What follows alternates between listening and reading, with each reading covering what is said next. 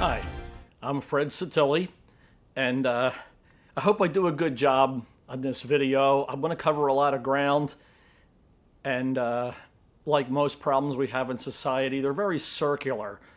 It's not just one straight line of problem with a simple solution at the end. It's always a multidimensional geodesic figure. But before we get started, I want you to see that I'm showing off my birds of paradise. We've had rain here for the entire last week here in Southern California, and when that happens, everything just grows and blooms. I got these big bushes of pink flowers and these, and my outdoor orchids are doing good, my indoor orchids are doing good, so I'm pretty happy.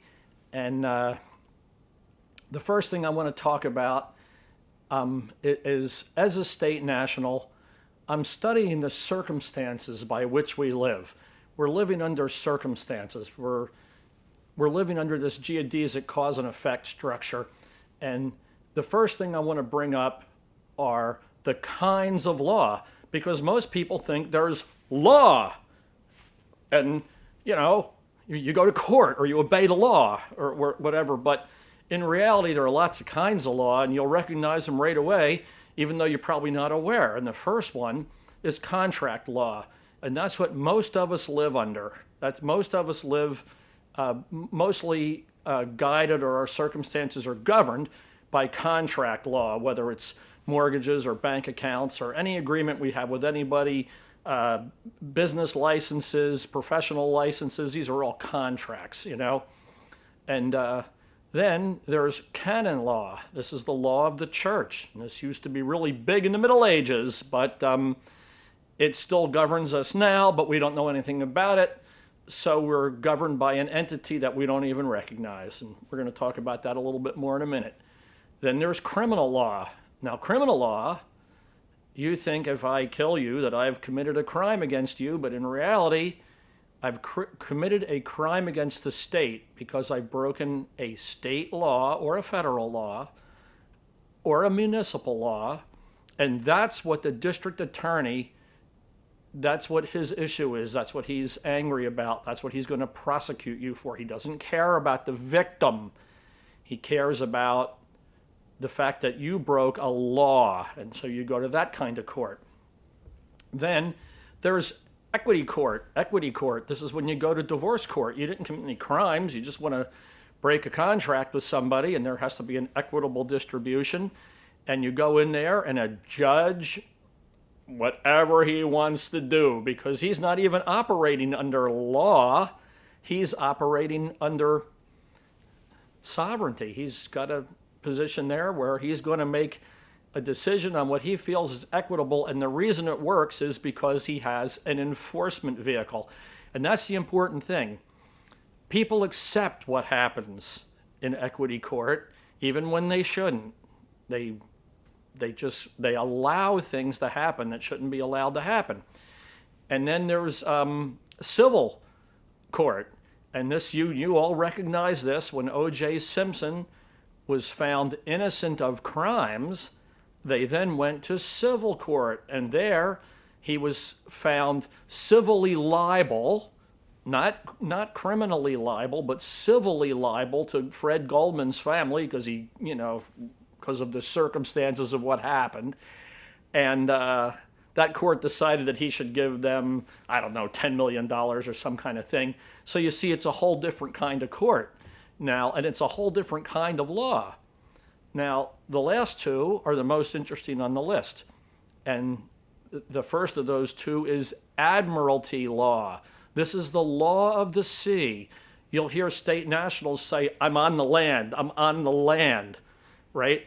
And you hear sometimes politicians go, it's the law of the land. We don't live under the law of the land. State nationals can, contracted citizens cannot. They're governed by contract law and admiralty law, and then sometimes they're put in courts of equity or put in civil courts. But then the last kind of law I'm going to mention is common law, and that actually is the law of the land. So if you are not a citizen, you're a national, you can live under common law. You can lawfully live under common law. If you're a citizen, you cannot. You have to live under contract law and admiralty law. And what happened to me was I was abused by a court. I thought it was a court of law. I was really, really wrong. So I made motions to the court and attempting to get remedy through the court, which is my right. Actually not, because at that time I was a corporate citizen, so I had no rights. I just had privileges, and I didn't realize that at all. I made a real good case for myself, and I sent it in, and the judge sent back something to me that was very cryptic. This was all the way back in 2010. He said, your motion is denied because it should not have been presented as a motion. It should have been presented as an affidavit. I had no idea what that meant, and I went, these judges, they just make up stuff and say any stupid thing. They just want to deny you. This guy was actually doing me a gigantic favor, but I was too ignorant to know. I was too ignorant to know about that. So it's important to know what the heck you're doing. Now, back where I came from, I live in California now, and probably it goes on here, but I'm real aware of it in another state. And in that state, several ethnic groups, they don't obey contract law. They gather together, they buy out whole neighborhoods, even whole towns. When you have a majority of your people in a town, you can affect the school board. When you use a different language even, and you conduct yourself in a tribal way, you can take over an area. So what these people do, and it's many ethnic groups, this isn't one group, lots of people have been taught this, and they've been taught it by unscrupulous lawyers, but that's a whole nother subject. Anyway, what they do is they marry in their own tribal churches, but they don't make a government contract. So now you can have a man he can be the father of children of a half a dozen women, and all those women can file for benefits as a single mother, and those children, they can file for benefits for them too. And phenomenal amount of money flow into these communities that you and I would not live this way, but they do, and they do quite well with it, okay? Now, that is one way that people assemble. Those people are smart enough, they understand that in America they can assemble. In the places they came from, they'd never be able to get away with it, but here they can assemble, and they can actually live within one of the kinds of law. They're actually doing this lawfully. Even though they're ethically robbing everyone, they're protected by law. Now, so they assemble. And a great many times they do it through their church. They have a unique church, and they gather there. They all make a decision on what they're going to do. They have legal counsel, and they come up with these plans, and they work quite lawfully within the system. The next group that assembles is special interest groups. There are people who have agendas, whether they're sexually motivated agendas, whether they're ecologically motivated agendas. There are quite a few. There are people that they have racial agendas, ethnic agendas. There are all kind of agendas, and these people are quite good at assembling, which is their right, and they assemble and they band together and they pool their resources, and whether they lobby or whether they just use the force of economic force or whatever it may be, they're quite successful, and I'm sure you've all seen plenty of examples of that. Now, one of the problems with the Christian church is that the people don't assemble. During the plague here, during the flu,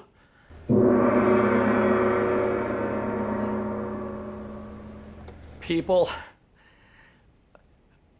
have been banned from going to church.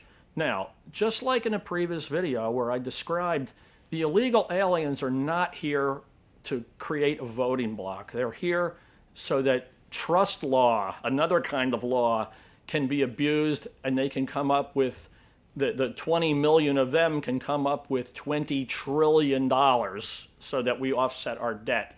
This is the real reason that they're being brought in. And people, they believe the smokescreen. They think it's like because they're going to all vote one way. That's not the reason. The reason that the churches are a great big threat is because people will assemble there. And they've done a real good job of intimidating the churches because they gave them the corporate privilege of nonprofit status. And these ministers and priests, they want to retain this corporate privilege because they are corporate entities. And so they kowtow. They do what the government tells them. In reality, the people who want to live under the original Constitution, and I use that term loosely, but if they want to live under the kind of law, if they want to live under common law, I'm not doing a great job, but I'm doing my best. If the people who want to live under common law want to do that, they need a place to assemble, and in theory, that should be the churches.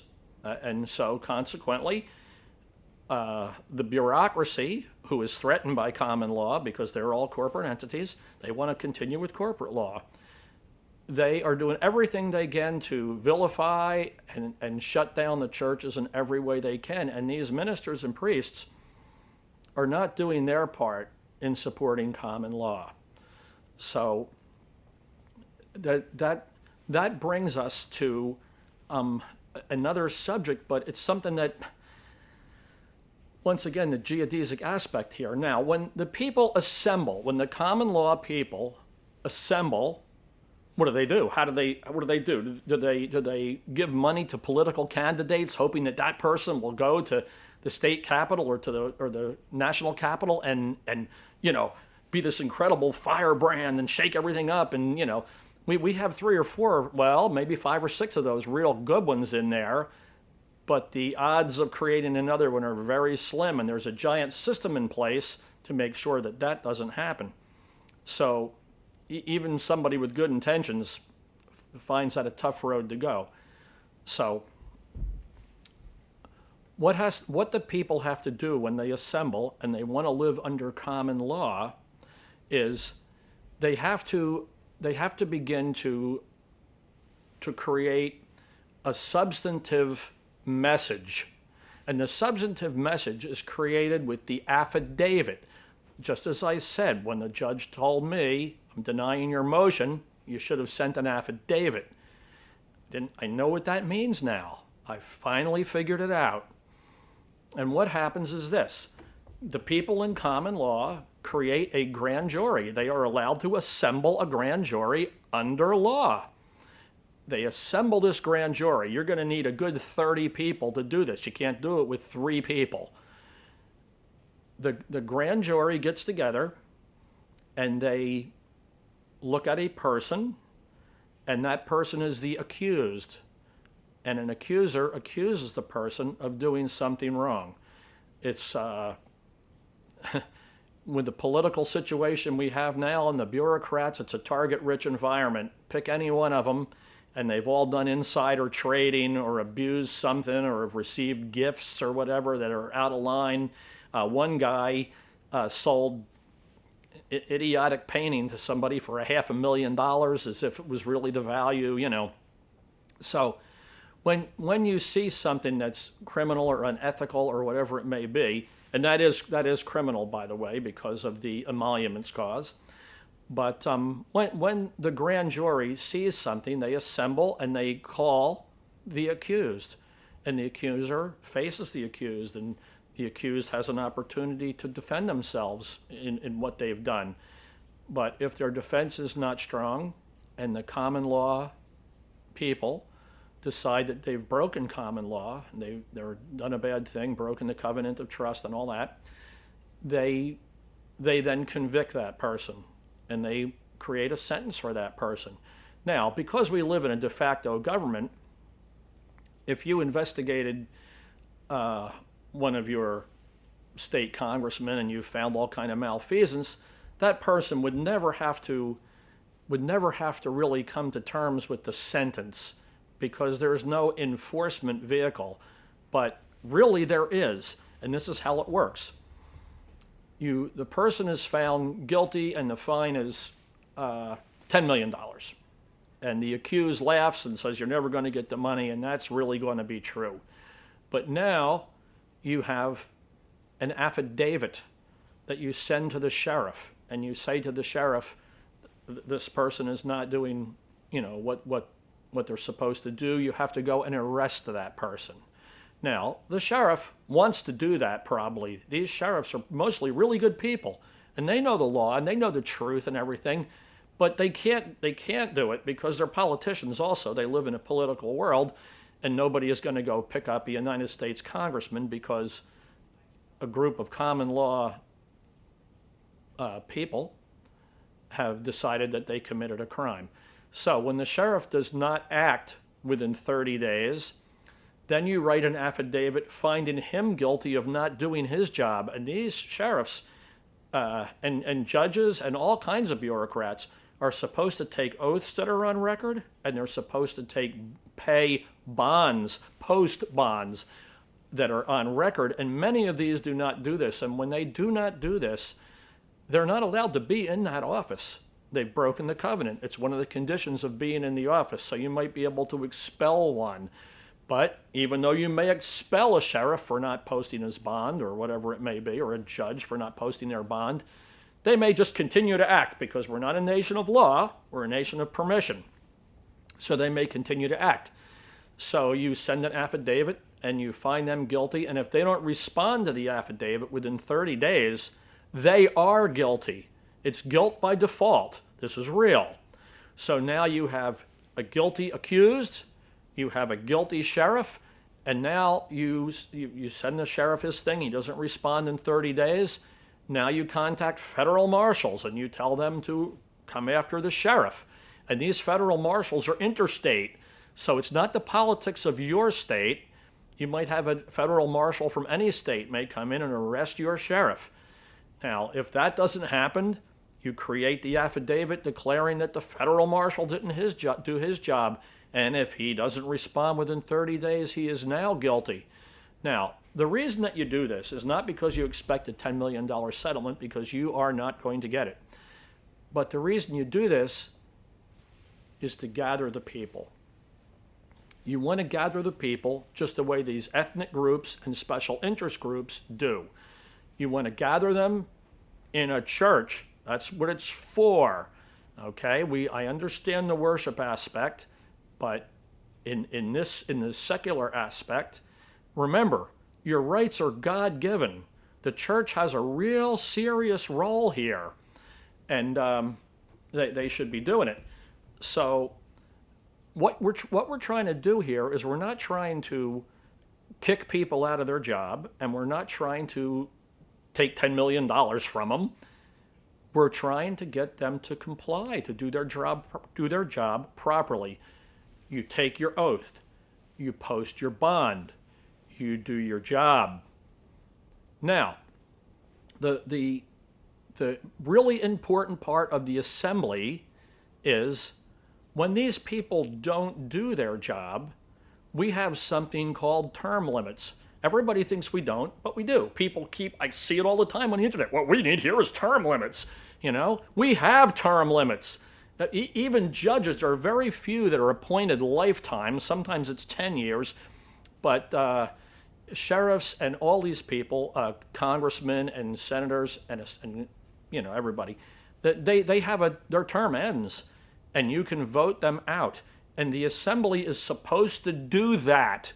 When you have these affidavits and these people are guilty of these crimes, and this is you can demonstrate this. You've created a lawful grand jury.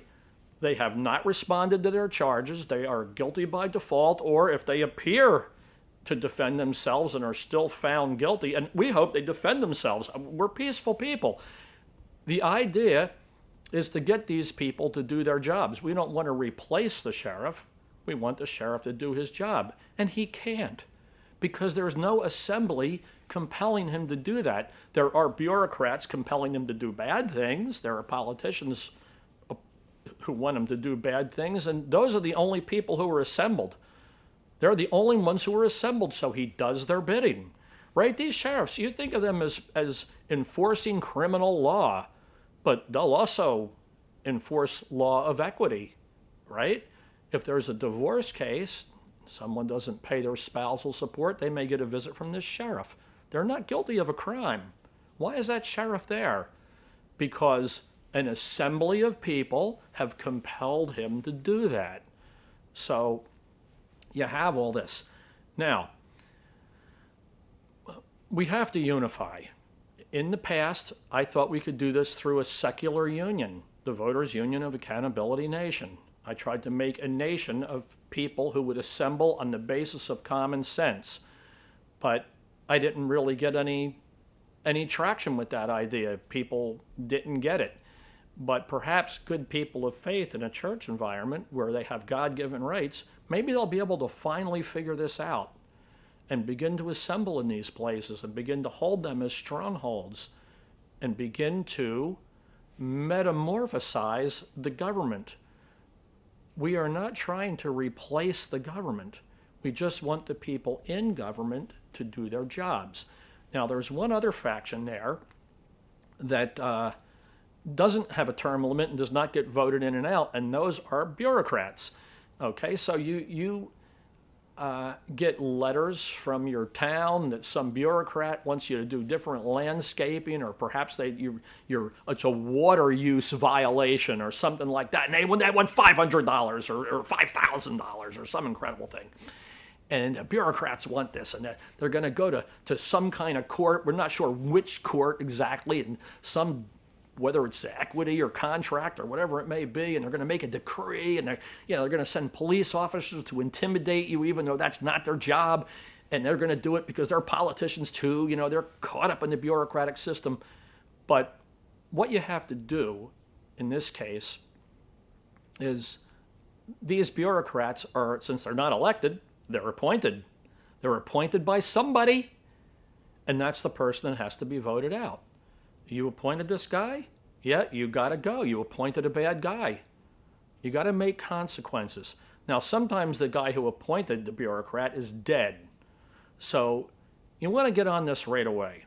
You don't want to let this go on year after year after year. We don't have a drought in California, but I guarantee you one of these summers up and coming, there's going to be a water restriction, usually on rich towns, because rich people pay fines. They get it in the mail and they say, wow, let me just go ahead and give them the money. They acquiesce. They allow this abuse of power. We can take out the bureaucrats. We can take out the elected people. We have to assemble. That's the message. So I hope this turns out. Honestly, this is shooting straight from the hip. I've been thinking about this all morning. This is where I wanted to go with this conversation, but I did the best I could, and I hope I did a good job for you. Thanks again. I'm Fred Satilli, and let's assemble and begin to return our society to what it should be, and retain our God-given rights that we all believe we have. Anyway, thanks again, and see you next time.